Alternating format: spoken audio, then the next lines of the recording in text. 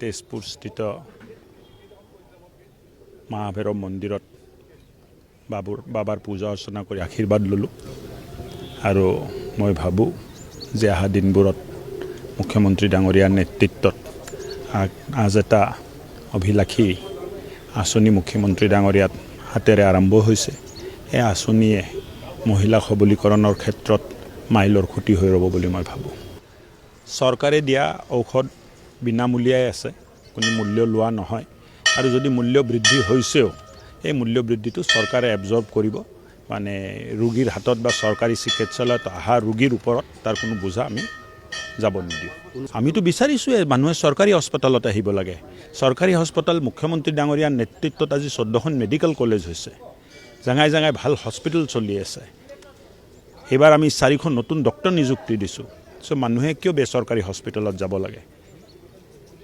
চিকিৎসা ব্যৱস্থা হৈ আছে, উন্নত হৈছে। ডক্টৰ আমি নতুনকৈ 4খন নিয়োগ কৰিছোঁ বুলি মই কৈছোঁ। ইনফ্ৰাষ্ট্ৰাকচাৰ উন্নত হৈ আছে। লাহে লাহে আমি চিকিৎসা ব্যৱস্থাটো ব্যক্তিগত খণ্ডত যিখিনি আছে হওক, ব্যক্তিগত খণ্ড আমাক লাগিব, কিন্তু চৰকাৰী ব্যৱস্থা আমি উন্নত কৰি আমি ভাল এটা পৰিৱেশ আনিব চেষ্টা কৰিম। মূল্য বৃদ্ধিয়ে চৰকাৰী খণ্ডৰ